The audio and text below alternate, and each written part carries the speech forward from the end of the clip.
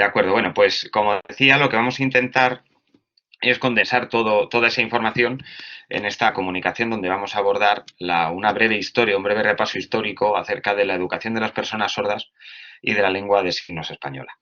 Eh, Antes de comenzar, bueno, tenemos que tener claro que de lo que estamos hablando aquí es de la vinculación de la historia de las personas sordas con la historia de su educación. Hay un vínculo muy potente que hace que la evolución histórica pues quede muy circunscrita al desarrollo de la educación de las mismas.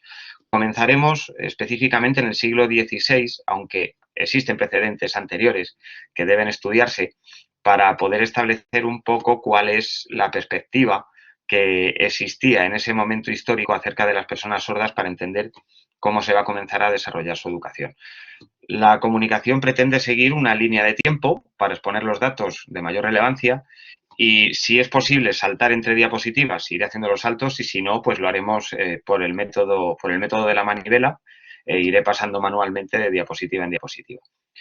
Voy a pedir que se me permita utilizar como licencia un concepto erróneo, que es el de sordomudo, pero para contextualizar en las distintas épocas es importante que tengamos claro por qué se habla de sordomudos y cómo se han conceptualizado también en el plano legal las personas sordas a lo largo del tiempo mientras vamos avanzando en la presentación. Como no podía ser de otra manera, cuando hablamos del siglo XVI, pues nos tenemos que remontar a Aristóteles, nuestro querido Aristóteles, que está presente en absolutamente todo lo que hacemos y en absolutamente todo lo que estudiamos. Aristóteles ya planteaba que el sordo de nacimiento era inevitablemente mudo. Aristóteles, que había establecido esa distinción entre los tres tipos de alma, ese alma vegetativa, la sensitiva y la racional, pues genera una relación entre personas sordas y animales diciendo que ambos pueden emitir sonidos vocales, pero no pueden articular. Y además le da una importancia cierta al habla como acción del alma sobre las distintas partes que compartimos con los animales. Para Aristóteles, el órgano sensorial más importante para el conocimiento y aprendizaje será el oído. Es necesario que nos detengamos en esta reflexión porque vamos a profundizar un poquito en ella en la siguiente diapositiva, porque sí que es cierto que dice que es uno de los órganos más importantes, y no el más importante para la adquisición de conocimiento y el aprendizaje. Lo que sucede es que después de los planteamientos aristotélicos se produce una generalización o se produce una transformación vulgar de alguno de los planteamientos que elabora que van a arrastrar hacia la conceptualización de la persona sorda a lo largo del tiempo. Aristóteles entiende que el habla va a emanar directamente del alma y que por la audición se transmitirá el sonido que procede del habla, que es el vehículo del pensamiento. Luego, el alma y el pensamiento van a estar muy vinculadas entre sí y la herramienta o el vehículo que va a transmitir dicho pensamiento será el habla. De esta forma, insisto, Aristóteles no dice que sea el único órgano para el desarrollo del conocimiento y el aprendizaje. Sin embargo, los planteamientos aristotélicos que se mantendrán a lo largo de los siglos y casi durante casi 2000 años, va a llevar a pensar que en algún momento determinado afirmó que era el único órgano necesario para el desarrollo del aprendizaje, cuando no fue así. Por la audición, como decíamos antes, se transmite el sonido que es vehículo del pensamiento, ¿de acuerdo? Pero nunca dijo que los sordos no pudieran ser educados, como se le ha atribuido. En ningún momento Aristóteles afirmó que las personas sordas no pudieran recibir educación. Porque lo que se plantea en el siglo XVI, claro, es a partir de esa generalización del concepto aristotélico, pues que las personas sordas no pueden ser educadas porque no pueden aprender a hablar. Y como no pueden aprender a hablar, no pueden alcanzar la salvación. Recordemos que Aristóteles tiene una fuerte influencia en la medicina, en la filosofía, en la iglesia, en el derecho. Como el habla y la audición tienen un lugar común en el cerebro, según se plantea en el siglo XVI, ese común es sensorium, y además el habla es innata, y al ser innata no se puede enseñar, pues no pueden aprender a hablar. Por lo tanto, no podrán alcanzar la salvación. Si el habla es el vehículo del pensamiento, y estamos hablando que el pensamiento está muy vinculado al alma y es la expresión directa del alma, el alma que debe tener el ser humano es el alma racional, como parte más elaborada de los tres tipos de alma que había establecido. El ser humano compartiría el alma vegetativa y el alma sensitiva con el resto de seres, pero le distinguiría para dar el alma racional el pensamiento y el habla. Al no poseerlo, no podría expresar el pensamiento y, por tanto, no podría llegar a alcanzarse la salvación. Es una señal distintiva del hombre, le diferencia de las bestias. La lengua, tened en cuenta que también hay una distinción entre lengua y habla. La lengua es la representación mental, mientras que el habla es una manifestación de la lengua. El habla va a identificar al ser humano y, por tanto, la incapacidad de hablar va a identificar a las personas sordas. El habla será, por tanto, una señal distintiva de humanidad, que le diferenciará de las bestias que tienen alma vegetativa y alma sensitiva. Esto además se traslada, esa dificultad de alcanzar la salvación se traslada a la posibilidad de alcanzar la fe, porque no se les puede enseñar, porque San Pablo dice que la fe viene por el oído, San Agustín dice que la sordera obstaculiza la propia fe. Por lo tanto, alcanzar la fe y esa salvación es muy complicado, puesto que no se puede enseñar a las personas sordas. En el siglo XVI, además, hay una diferencia legal en cuanto al concepto de persona sorda. Están los sordos a nativitate o sordomudos, los sordos de nacimiento o sordomudos, y los sordos ex accidente, que eran sordos que podían hablar. Y no eran de nacimiento, no eran a nativitate. Los sordos que podían hablar eran sordos que habían adquirido la sordera como consecuencia de un hecho fortuito, una enfermedad o un accidente, pero podían hablar. Luego, si podían hablar, eran personas ante la ley. ¿Por qué? Porque podían aprender, podían expresarse, podían haber alcanzado la fe previamente y, sobre todo, podían hacer determinadas cosas que en ese momento temporal estaban negadas a aquellos que eran sordos a nativitate y que se catalogaban junto a los menores, a los deficientes, a los dementes. El sordo a nativitate no podía testificar, no podía testamentar y, desde luego, no podía heredar.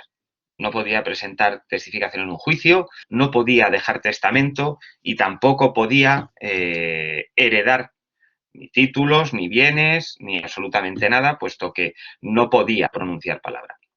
Desde luego, una persona sorda no podía ser sacerdote, básicamente porque no poseía habla. Y al no poseer habla, no podía pronunciar las palabras que se pronuncian en la transubstanciación del pan en cuerpo de Cristo y del vino en sangre de Cristo. Al no poder pronunciar esas palabras, no podían ejercer el sacerdocio. Durante todo este tiempo y durante muchos años más, estos serán los principios que van a situar en el contexto social a las personas sordas. Pero en el espíritu del Renacimiento, pues tenemos que destacar a dos, incluso tres figuras. Aquí hay una que no he indicado, que es Rodolfo Agrícola, pero vamos a destacar la figura de Juan Luis Vives y la de Girolamo Cardano. ¿Por qué? Porque Juan Luis Vives, aunque al igual que Aristóteles piensa que el habla y la razón están unidas, entiende que el habla fluye de la razón. Si no hay habla, no hay razón. Pero él reconoce el ojo como un sentido del aprendizaje. Es uno de los primeros hitos que empiezan a llevar la contraria a la idea común acerca del principio aristotélico. El ojo, la vista, puede ser un sentido que facilita el aprendizaje y la mano puede ser un reemplazo de la palabra. Ya no es necesario, desde la perspectiva de Juan Luis Vives, que nos centremos en el habla y en la audición para adquirir conocimiento y expresarlo. Ahora mismo tenemos el hito de que la vista puede ser el sentido a través del cual el aprendizaje es adquirido y la mano puede reemplazar a la palabra a través de la escritura. El trabajo de Juan Luis Vives estimulará a Girolamo Cardano hacia la reflexión de la posibilidad de educar a una persona sorda. Y concluirá este último, Girolamo Cardano, en que se puede pensar sin habla y en que además las personas sordas pueden adquirir la lengua por medio de la escritura, lo cual abre la puerta a que la persona sorda sea educada. Esto es de extrema importancia porque en ese tratado que desarrolla Girolamo Cardano, que está además disponible en abierto en la Biblioteca Cervantes Virtual, es una parte de un texto muy concreto que se llama De Mutis, donde reflexiona acerca de la mudez y reflexiona acerca de sus consecuencias, de sus orígenes, empieza a establecer ya los elementos a partir de los cuales se podrían haber fundamentado los primeros grandes educadores de personas sordas. Y a partir de aquí entraremos en esa línea temporal que nos va a permitir abordar persona a persona los personajes principales dentro de este proceso educativo. El primero en el que tenemos que pensar es en Fray Pedro Ponce de León, en pleno siglo XVI.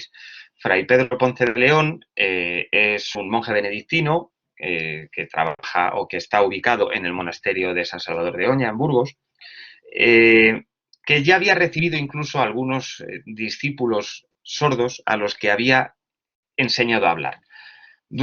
A partir de este punto y durante muchos años, se va a centrar la atención en la desmutización de la persona sorda. ¿Y por qué se va a centrar en la desmutización? Ahora lo veremos cuando toquemos la figura del licenciado Lasso. De una manera muy sintética, en 1548 llegan al cuidado de Pedro Ponce de León dos hermanos sordos, Pedro y Francisco, que son hijos pertenecen al ducado de Frías, del condestado de Castilla, y que coincide que además son nietos de Pedro de Portocarrero el Sordo. ¿Quién era Pedro de Portocarrero el Sordo?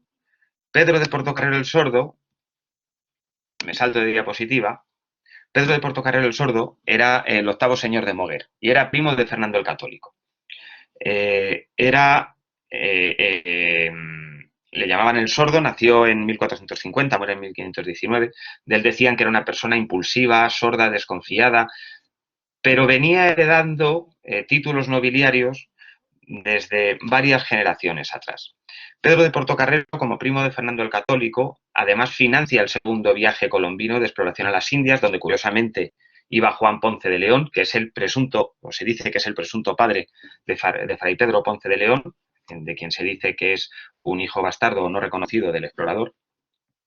Pedro de Portocarrero tiene una gran cantidad de territorios, de títulos nobiliarios y evidentemente de riquezas. Y acoge como paje y escudero a Vasco Núñez de Balboa. Vasco Núñez de Balboa será el descubridor del Pacífico, que morirá también en 1519, pero en este caso ajusticiado por Pedrarias, por un rival suyo político con el que tuvo sus más y sus menos en el proceso de conquista. ¿Por qué tiene especial importancia la figura de Núñez de Balboa? Bueno, la relación entre Núñez de Balboa como paje y escudero con Pedro de Portocarrero era muy estrecha. De hecho, Pedro de Portocarrero le acoge desde muy jovencito para educarle, enseñarle a leer, enseñarle a escribir, enseñarle esgrima. Ningún descubridor de la época sabía leer o escribir. Sin embargo, Núñez de Balboa sí sabía leer y escribir y además sabía practicar la esgrima. Núñez de Balboa se comunicaba claramente por señas con Portocarrero. Y Portocarrero, como además tenía los astilleros de Moguer, pues le infundió su pasión por el mar. Hicieron muchísimos viajes en solitario. Tuvieron una relación tan paterno-filial que llegó a estar incluido en el testamento de Portocarrero. Lo que pasa es que las aspiraciones de Núñez de Balboa, que había crecido en una zona geográfica muy diversa, con mucha diversidad cultural, le hicieron muy disponible a interactuar con distintos tipos de personas, de distinta condición y de distintas procedencias. Él quería más, tenía aspiraciones de crecer, de desarrollar grandes proyectos y en esa pasión por el mar se embarcó casi como polizón en esos viajes a las Américas que había financiado su señor. Parece ser que Portocarrero, a partir del momento en el que Núñez de Balboa se embarca contra su criterio, le retira de su testamento, terminan muy mal entre ellos. Además achacado, tal como indica una de las figuras que más han estudiado a la figura de Núñez de Balboa, porque ha perdido a su intérprete, que era el que le hacía las veces de intérprete a lo largo de las distintas visitas a las propiedades y territorios en los que se movían. Pedro Ponce de León educará a estos chicos y a otros tantos de los cuales queda constancia en la documentación existente y desarrolla una obra en la que además llama la atención de la corte y de todo el mundo, porque realmente se convierte en un hecho milagroso el de que un sordo a nativitate empiece a hablar, porque se presuponía que no tenía posibilidad del habla. Desarrolla un sistema metodológico específico del cual no queda constancia, puesto que no se transmitió.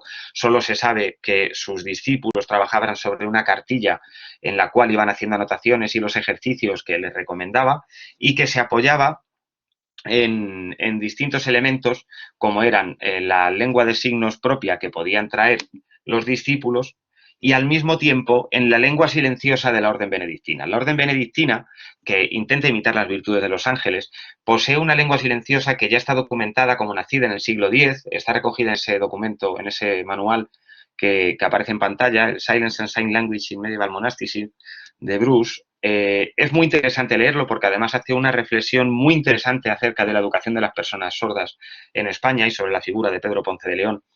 Y esa transmisión de lengua silenciosa que se utilizaba sobre todo en los momentos de oración y en la que permitía que los monjes pudieran interactuar entre ellos, combinada con esa lengua de signos informal que podían tener los hermanos para comunicarse entre sí, puede haber dado lugar a un germen de un estilo de lengua de signos que se mantendría un poco más adelante en el tiempo y que tendría que depurarse. La familia Velasco, además, no elige el monasterio de Oña al azar, sino que la familia Velasco es una gran protectora y mecenas del monasterio. Este nivel de protección y mecenazgo parece que también llevan adelante la idea de que sus hijos vayan a ser educados por Ponce de León. Es muy interesante, y lo he querido meter en la comunicación porque es una línea de investigación en la que estamos trabajando ahora.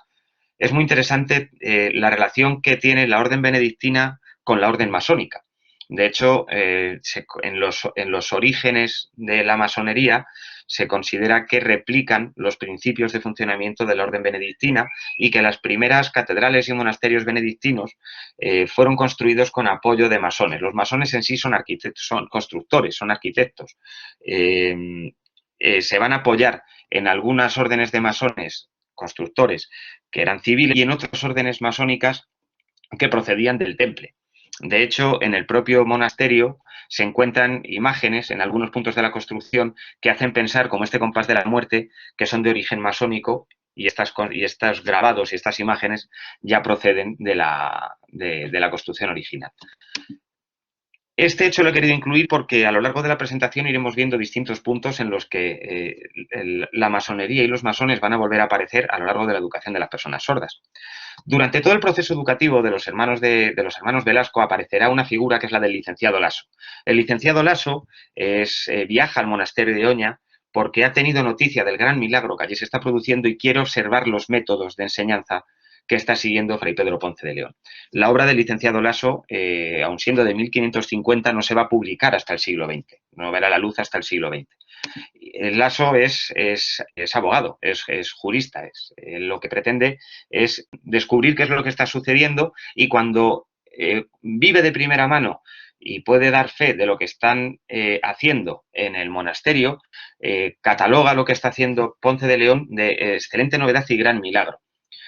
A él le va a cambiar la forma de pensar, porque ya a partir del momento en el que ha visto desmutizados a estos chicos, considerará que es un error afirmar que toda persona que no pueda oír no puede hablar.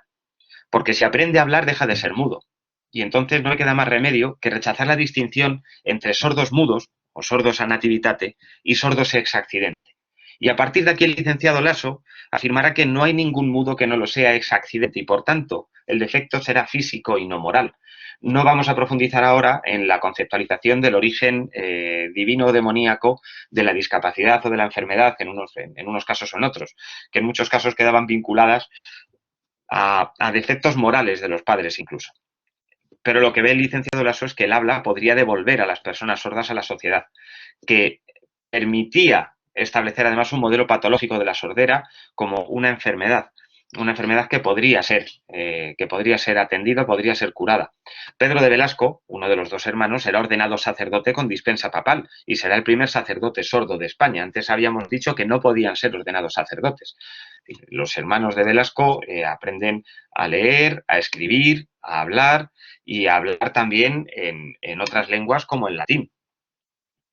De esta manera, el trabajo del licenciado Laso permitirá empezar a establecer una nueva percepción social de las personas sordas. Y esa nueva percepción social nos lleva también a pensar que ya no hay sordos a nativitate, sino que podríamos empezar a hablar de sordos ex accidente en todos los casos. Sin embargo, aunque su información llega a la corte, no será hasta el siglo XX cuando se publique el trabajo definitivo que ya había elaborado el licenciado Laso. Y en este momento nos encontramos con una saga familiar. En el momento en el que los hermanos Velasco rompen en escena, se establece una saga familiar que va a vincular directamente a tres grandes figuras de la educación de las personas sordas. Por un lado, Fray Pedro Ponce de León, cuyo papel primigenio es fundamental. Por otro lado, Manuel Ramírez de Carrión. Y por otro, en tercer lugar, Juan Pablo Bonet, o como dice el maestro Storch, Juan de Pablo Bonet. Estas dos figuras, estos dos últimos, tendrán un punto en común, que es precisamente la educación de Luis Fernández de Velasco y de Bernardino Fernández de Velasco. En principio,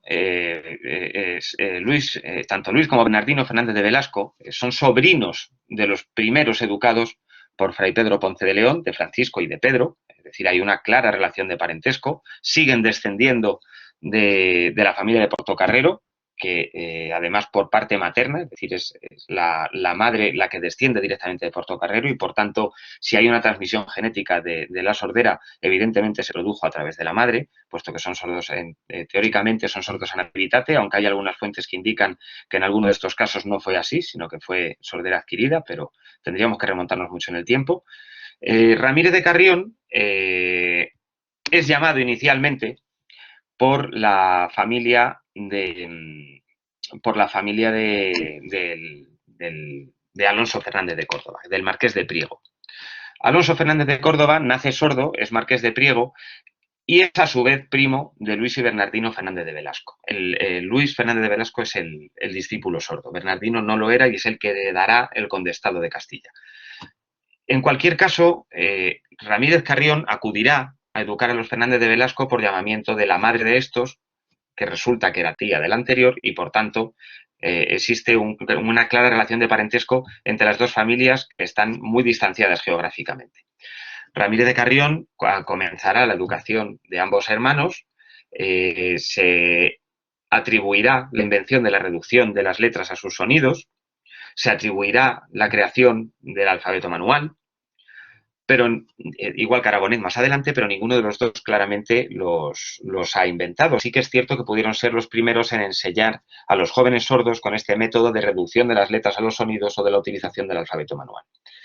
Es muy interesante destacar aquí que el nombre de Bernardino Fernández de Velasco figura también en los archivos del Gran Oriente Español, que es la logia por excelencia masónica, y que los descendientes de Bernardino contraerán nupcias, además de Bernardino Fernández de Velasco, los descendientes del educado, tanto por Carrión como por Bonet, contraerán nupcias con la familia Tellez Girón, que es también un notable masón dentro de las logias, de las principales logias en España. Ramírez de Carrión tiene que abandonar la educación de los hermanos de Velasco para volver nuevamente a Montilla, a Córdoba, con su primer estudiante, se dedicará a la desmutización de hijos de familias nobles y retomará la educación de Luis y de Bernardino Juan Pablo Bonet. Juan Pablo Bonet tiene un granito en la historia educativa y es la publicación en 1620 de la reducción de las letras y arte para enseñar a hablar a los mudos, que es el primer tratado conocido que describe el método para enseñar a hablar a los mudos. Desarrolla distintos avances en gramática. Juan Pablo Bonet era secretario personal de la Casa de Velasco, de la Casa de Frías. Pretende facilitar el aprendizaje de los sordos, simplificando la enseñanza, pero aquí se establece una gran leyenda negra acerca de si existió un plagio por parte de Bonet hacia el trabajo de Carrión. No se sabe exactamente dónde viene la vocación de Carrión por comenzar a educar a personas sordas, puesto que en principio había trabajado con familias nobles. Las personas sordas no habían vuelto a recibir educación desde el fallecimiento de Ponce de León y toda esa educación monástica ahora se traslada a las casas. Parece presumible que el hecho de educar a la Casa de Frías, a Luis y Bernardino de Velasco, permitiera que de alguna forma tuviese acceso a alguna de las cartillas que utilizaron sus tíos durante el proceso educativo con Ponce de León. De Pablo Bonet es cierto que publica la obra, pero no menciona ningún autor anterior a él cuando él conoce de buena tinta el papel que desarrolla Ponce de León. Todos esos elementos hacen dudar acerca de la autoría, porque además Ramírez de Carrión tampoco publica ni escribe ningún documento que permita ver cómo ha desarrollado la educación. Ramírez de Carrión creará una obra que él llama Maravillas de la Naturaleza, que en el mismo año hay dos ediciones diferentes, que además se ha encontrado dentro de la biblioteca personal de la Casa de Frías, un ejemplar dedicado por parte de Ramírez de Carrión, y en esa segunda edición dentro del mismo año además profundiza más acerca de su papel como educador de personas sordas, en el prólogo. Solamente aparecerá en el prólogo de esta obra la atribución de autoría hacia los métodos de educación de personas sordas, intentando reclamar una especie de papel anterior al de Bonet en la educación de las personas sordas. Pero no va a haber más información ni se va a hacer público el procedimiento, como sucedió en el caso de Bonet, que sin duda va a generar un cambio en el proceso educativo de las personas sordas. Lo que sí que es cierto es que este proceso también se va a dirigir mucho al planteamiento oralista, a la desmutización. No en vano el título se orienta a la enseñanza de hablar a los mudos. Luego, el propósito educativo se orienta más a la desmutización que a la educación en sí. La educación casi podría decirse que es un fenómeno secundario, porque el auténtico punto de interés es producir ese milagro, ese denominado milagro que era la desmutización. Si avanzamos en el tiempo y llegamos al siglo XVIII, nos encontramos con la figura de Benito Feijóo y Montenegro, que a más señas es benedictino. Era un filósofo y ensayista que también dirigió el monasterio de Samos en Lugo, una gran figura dentro del racionalismo ilustrado y que promueve además el espíritu crítico porque pone en duda valores muy tradicionales. Hay dos grandes obras de Benito Feijóo y Montenegro que, si bien no guarda relación directa con la educación de las personas sordas, sí es un papel, sí juega un papel importante dentro de la historia de la educación de las personas sordas, porque desde el fallecimiento de Bonet, del de Ramírez de Carrión y del de Pedro Ponce de León, la educación de las personas sordas en España había quedado en un segundo término completamente. No se había vuelto a producir ningún tipo de avance.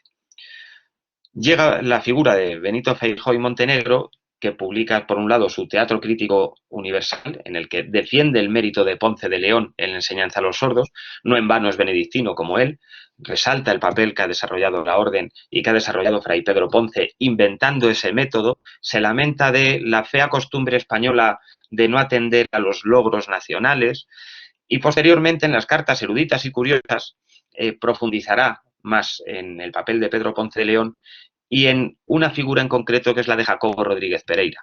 Jacobo Rodríguez Pereira será, como veremos un poquito más adelante, otro gran educador de personas sordas que a quien Benito Feijóo establece una vinculación directa con el método de Ponce de León y además aprovechará en esas cartas eruditas y curiosas para criticar la figura de Bonet, al que tachará de impostor, de plagiario, de apropiación indebida de las ideas de Ponce de León, de no haberle reconocido el mérito que tenía.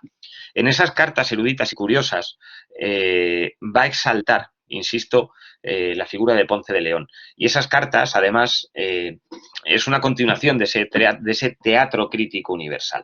Pero os vuelve a ser muy llamativo que en estas mismas cartas eruditas y curiosas el capítulo 16 de Benito Feijóo y Montenegro se dedique específicamente a los masones y considere injustas en este capítulo las distintas generalizaciones hacia ellos, explique y justifica la finalidad que estos tienen y, de hecho, firma el documento como maestro general de la Orden de San Benito. Son elementos que nuevamente nos hacen llamar la atención sobre la figura de la masonería en el proceso educativo o en la historia del proceso educativo. Benito Feijóo y Montenegro criticará, por tanto, esa obra de Bonet, igual que hará Hervás y Panduro, sobre el cual hablaremos un poquito más adelante. Sin embargo, esa figura de Bonet y ese trabajo de Bonet será una piedra angular en el trabajo de Michel Delepé. Michel Delepé, ya saltamos a Francia, porque además en España en ese momento no se está haciendo nada. Jacobo Rodríguez Pereira también desarrollará su trabajo fundamentalmente en territorio francés. Michel Delepé creará una escuela para sordos en París, una especie de escuela pública, en el que, bueno, pues educará a personas sordas apoyándose específicamente en la lengua de signos. Hasta ahora, toda la educación sobre la que hemos ido hablando tenía un claro carácter oralista y desmutizador. El papel del EP se orienta a utilizar la lengua de signos como lengua natural de las personas sordas. Y en esa lengua de signos va a establecer un nuevo conjunto de signos o señas metódicas que permite signar preposiciones, conjunciones, elementos que ahora mismo en la lengua de signos no tienen cabida, pues en esos signos metódicos y señas metódicas o señas metódicas se incorpora todos esos elementos para perfeccionar la lengua de signos existente. ¿Por qué se convierte en una piedra cardinal, en una piedra angular, perdón, el trabajo de Bonet? Porque cuenta Ballesteros, uno de los directores del Real Colegio de Sordomudos de principios del siglo XIX, que un trapero habla con Michel Delepé y le ofrece un ejemplar de un libro extraño que ha encontrado y que procede de España, en el que, escrito en español, se habla de cómo desarrollar la educación de las personas sordas. Michel Delepé al principio descarta la compra del libro, pero finalmente va a buscar al trapero para adquirirlo. Y lo que cuenta la historia es que él aprende español únicamente con el propósito de leerse el trabajo de Bonet para poder implementarlo en su escuela. para poder desarrollarlo allí y para poder generar lo que se conocerá como método francés. DLP defenderá que el habla no es el único camino hacia la mente. Apoyándose en la metodología desarrollada por Bonnet, en ese método francés o manualista, en el uso de la lengua de signos para el desarrollo de la enseñanza y en el apoyo a la lectura labial, pues comenzará un proceso educativo radicalmente distinto que además generará una de las dos corrientes conocidas actualmente, que en este caso es el método manualista o francés. Su método, además, se opone al de otra figura que no he incluido dentro de la línea temporal porque me rompía la estética, que es la de Samuel Heinicke. Samuel Heinicke es el padre del método alemán.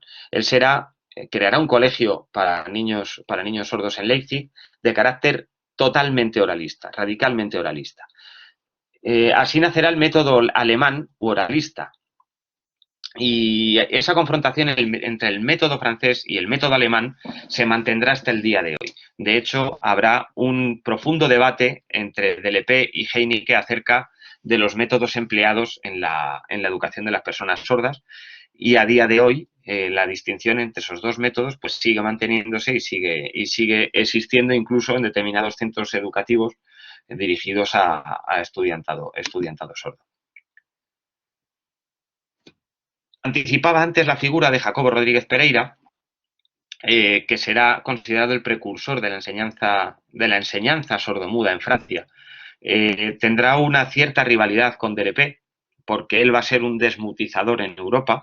De hecho, será premiado como intérprete del Monarca, desarrollará un sistema psicoeducativo para la enseñanza de personas sordas que se apoyará en el alfabeto manual de Bonnet, que jugará con el tacto para el aprendizaje de la pronunciación, en el que utilizará la pantomima, que describirá Hervasi Panduro profundamente como método de enseñanza, y creará una escuela una primera escuela gratuita para sordomudos.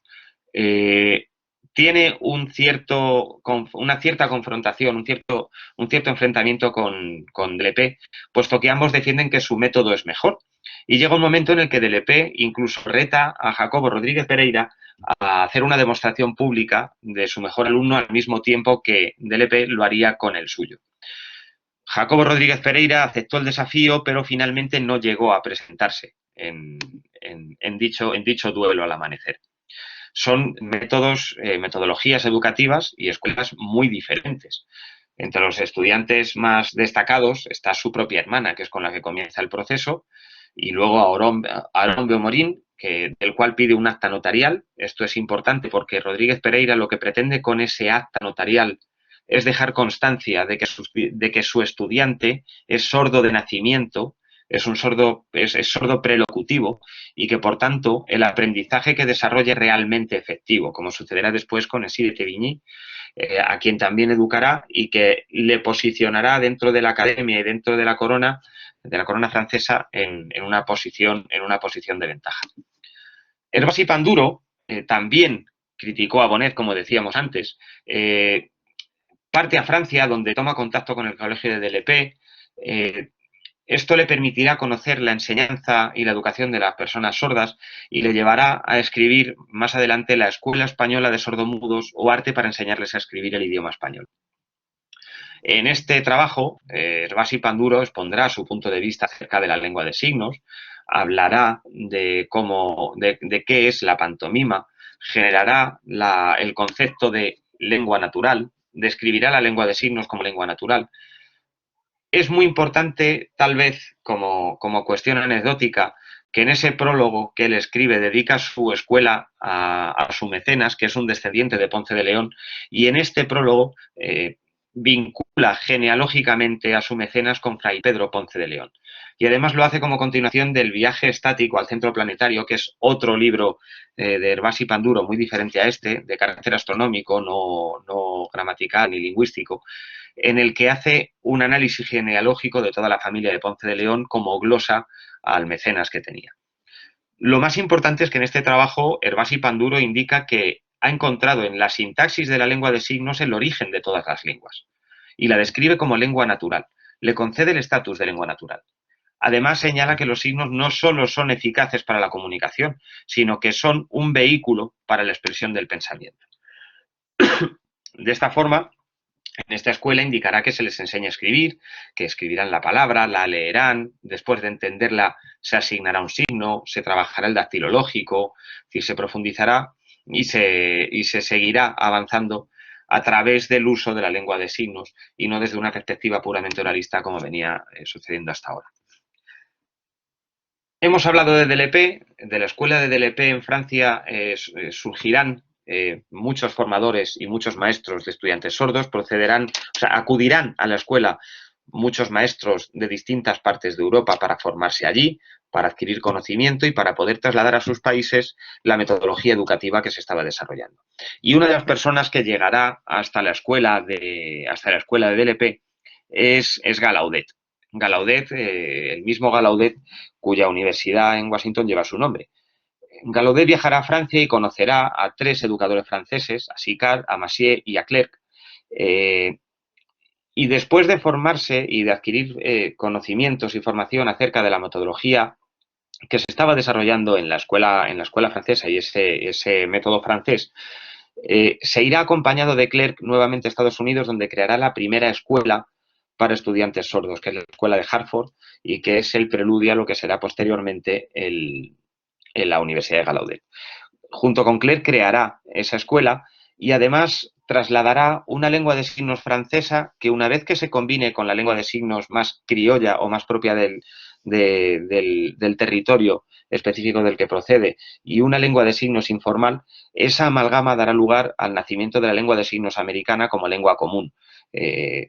Una vez que se vayan generando más escuelas, esta va a ser la lengua de signos que se va a utilizar por excelencia y que va a tener un claro origen francés, que en ocasiones no es suficientemente resaltado. Sicard, Massieu y Clerc, que son discípulos del EP, fundamentalmente participan en los procesos educativos, bien como directores de la escuela de Burdeos o como maestros sordos, como el caso de Massieu, que será el primer sordo maestro de niños sordos, y el caso de Clerc, que también será maestro y formará parte de la plantilla en la Escuela de Sordos de París, pero que además coincidirá que es el que viaja con Gallaudet para desarrollar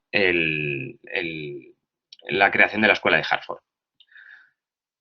Entramos al siglo XIX. En el siglo XIX tenemos que destacar la creación del Real Colegio de Sordomudos. Ese Real Colegio de Sordomudos que se crea en Madrid es creado con fuerte apoyo de la Real Sociedad Económica Matritense de Amigos del País, a la cual asesora Sicard para el desarrollo de este Real Colegio. En 1802, la Real Sociedad Económica Matritense de Amigos del País pedirá al rey la aprobación y financiación de dicho colegio. Y no quiero dejar de llamar la atención acerca de que la Real Sociedad Económica Matritense de Amigos del País es fundada en 1775 por el Marqués de Valdelirios, que es masón ya de la rama especulativa, perteneciente a la Matritense.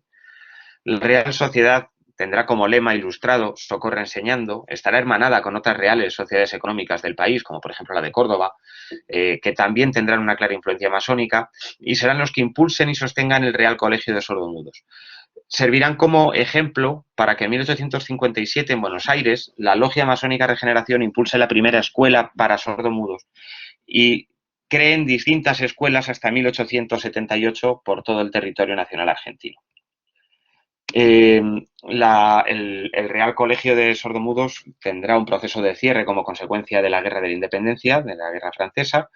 Tendrá distintos directores, como el caso de Loftus y Bazán y José Miguel Alea en los inicios, y posteriormente, después de la Guerra de Independencia, ocupará la dirección Tiburcio Hernández, que llevará a la escuela nuevamente a un proceso de oralismo y de restricción de uso de la lengua de signos.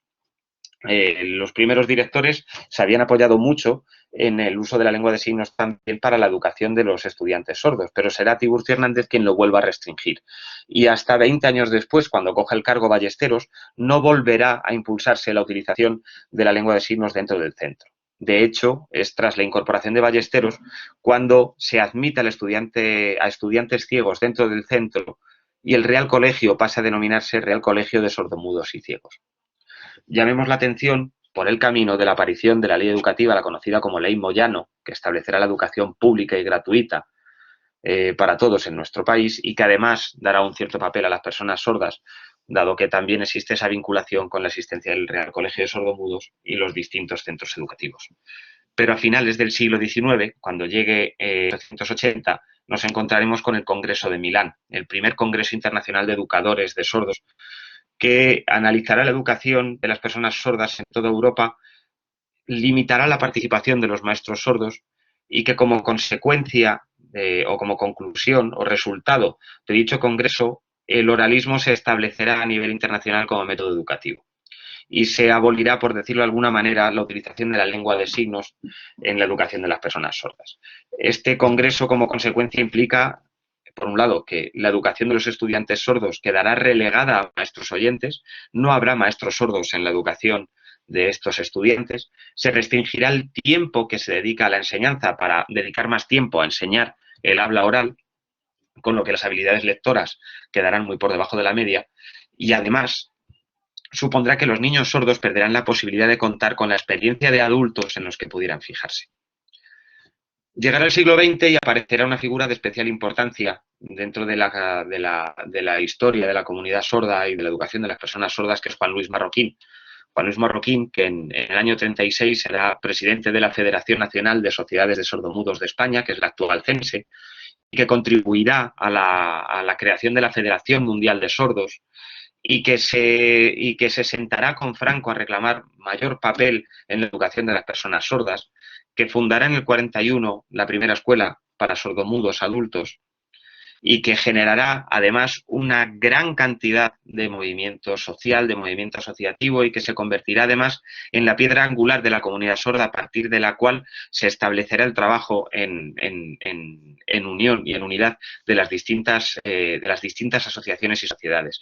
Creará también la Asociación Española de Educadores Sordos y tendrá una dilatada trayectoria como presidente que finalizará en el año 79. Y precisamente es su trabajo el que será tomado después o retomado por la figura de Félix Jesús Pinedo, para que en el año 87 la figura de los intérpretes de signos llegue a los institutos, a los centros educativos.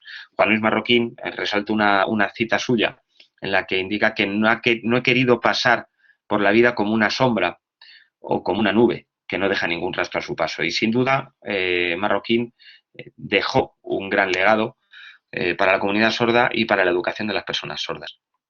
En cuanto a la figura del intérprete, porque ya a partir de aquí sí podemos empezar a hablar de intérpretes, porque hasta el año 87, por decirlo de alguna manera, las personas que asumían la interpretación de la lengua de signos eran los familiares de las personas sordas.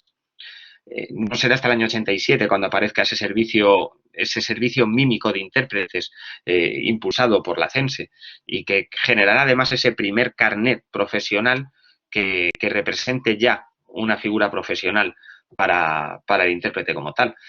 En este ciclo de aparición de los intérpretes se habla de tres etapas. De una etapa socioasistencial que llega hasta el año 92 y que parte del nacimiento de la federación desde el año 36 con la presidencia de Marroquín hasta el año 92, una etapa de profesionalización que irá del 92 a 2007, concretamente hasta la aprobación de la ley 27/2007, y una etapa de normalización desde el año 2007 hasta la actualidad.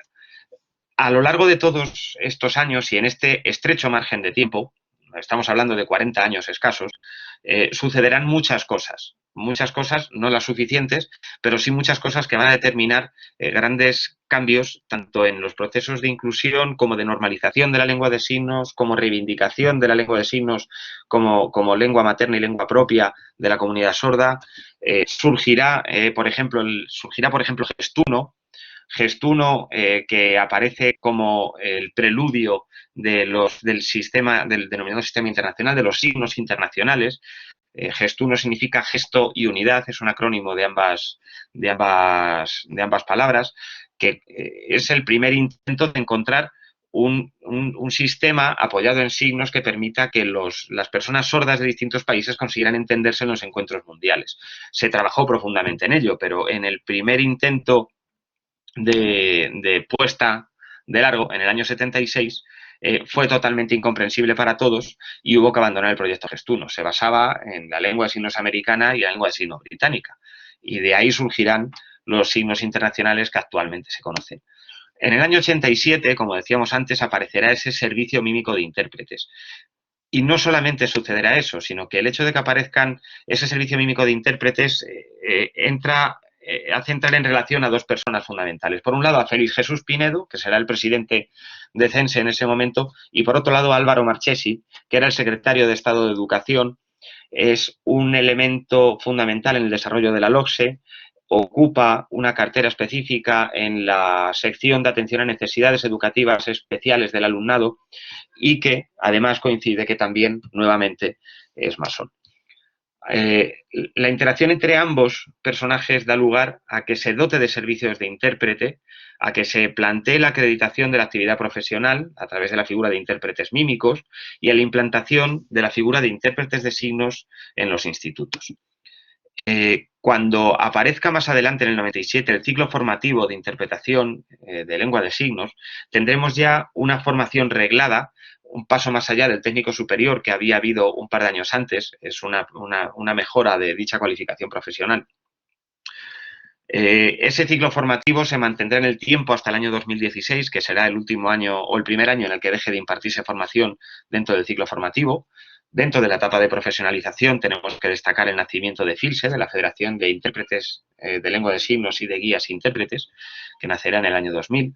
Pero sin duda el punto de inflexión, el punto cardinal va a ser el año 2007, cuando se publique esa ley 27/2007, por la que se reconocen las lenguas de signos y se regulan los medios de apoyo a la comunicación oral de las personas sordas con discapacidad auditiva y sordociegas, que lo que pretende es garantizar la accesibilidad a la vida social, cultural y educativa, bien a través de intérpretes o guías intérpretes, o bien a través de productos de apoyo, y que reconocerá los derechos lingüísticos y culturales de las personas usuarias de la lengua de signos española y catalana.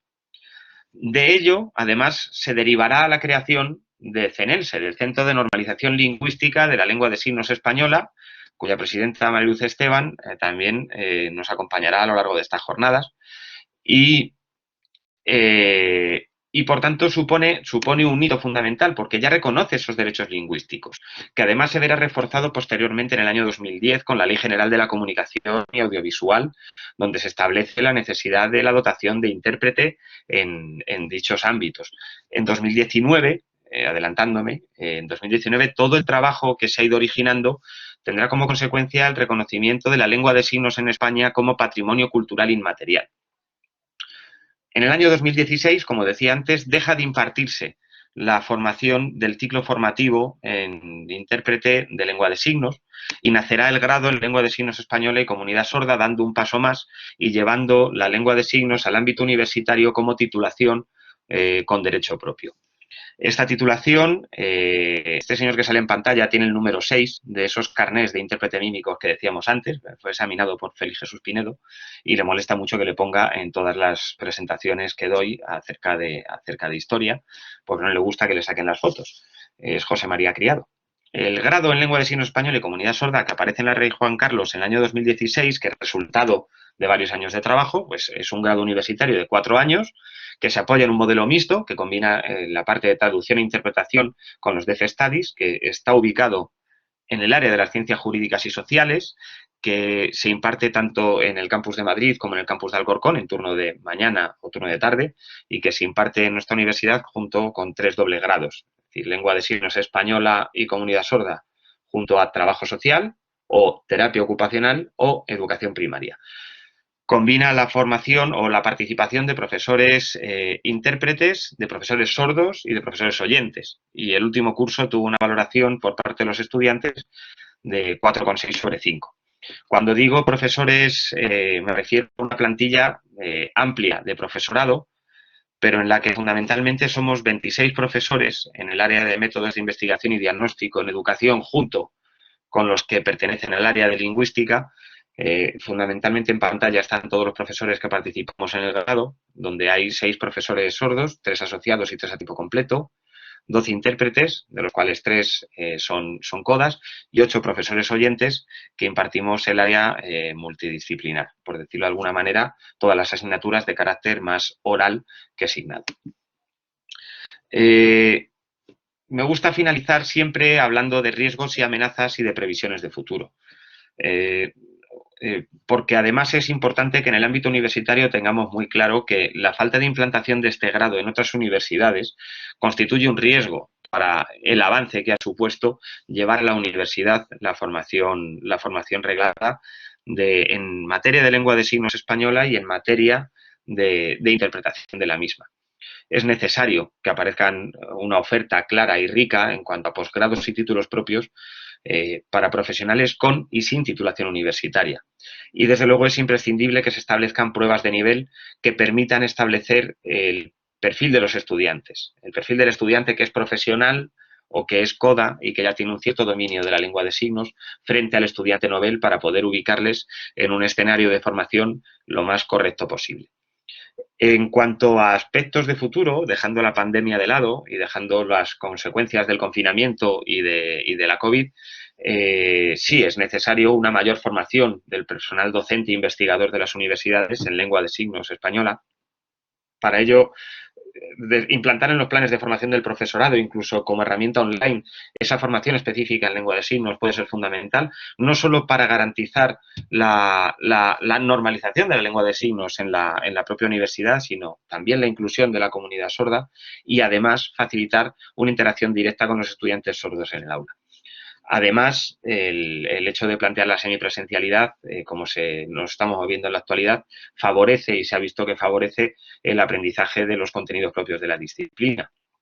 Entonces, actualmente estamos reestructurando los itinerarios del grado y de los dobles grados, puesto que nos encontramos en un momento en el que habrá que atravesar esa evaluación de seguimiento por parte de la Fundación Madrid+D. Pero sí quiero llamar la atención sobre la necesidad de aterrizar las diferencias en pos del conocimiento de la ciencia y del contenido académico. Aparcar las diferencias para que los grados orientados al estudio de la lengua de signos, bien desde una perspectiva mixta, bien desde una perspectiva traductológica o bien desde la perspectiva de los Deaf Studies, alcance otras universidades más allá de la Universidad Rey Juan Carlos. Porque esa implantación nos está produciendo fundamentalmente por las diferencias cotidianas existentes entre los distintos estamentos que componen las universidades.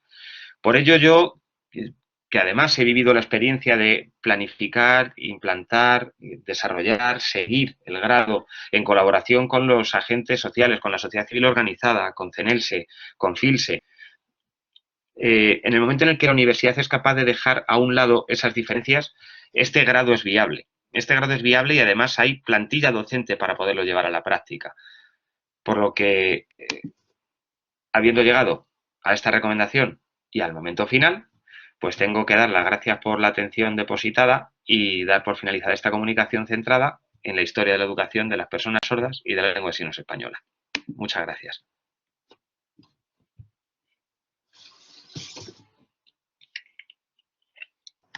Pues muchísimas gracias, Ricardo, por tu presentación. Vamos, ha sido, yo creo, muy clara para todos, pese a todo el contenido que había que resumir y vamos, aparte de que es importantísimo conocer pues la historia de la lengua de signos y más en nuestro país, para saber cómo hemos llegado hasta aquí, también recogemos esa reivindicación, ¿no?, de que tiene que llegar pues a más sitios, a todos los sitios que podamos. Ya no solo con estas jornadas, nosotros pues nos comprometemos también a hacer todo lo posible para incluirla en nuestra universidad también, de alguna manera, porque yo creo que abre muchas puertas, ¿no?